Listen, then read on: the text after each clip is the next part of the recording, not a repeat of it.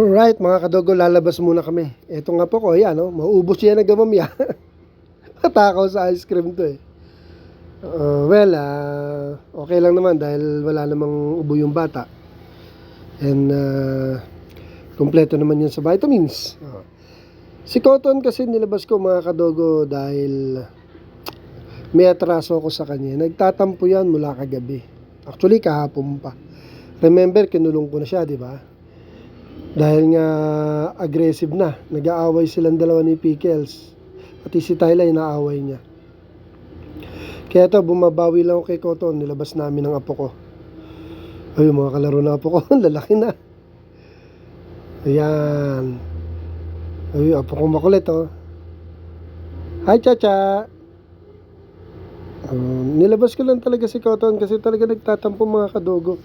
Lalo, hindi siya ganun umiiyak, ano? Pero pagdating niya ng gabi na or hapon na, at lalo na nung pagtapos na siyang kumain, alam niya na akit na siya sa kwarto eh.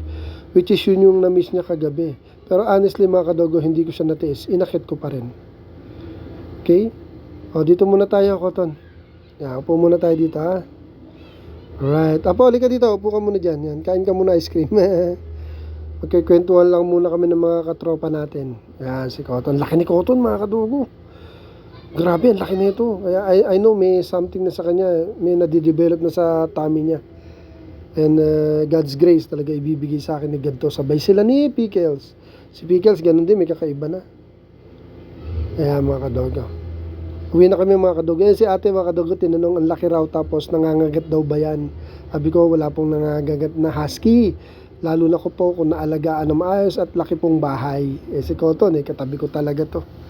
And mga apo ko sinasakyan siya. Hindi mo lang nagagalit yan. Kasi malaki tiwala ako sa mga alaga ko mga kadogo. Binabanding ko yan. O yun na. Andito na tayo. Asan na si Maggie? Aabangan niya muna si Maggie.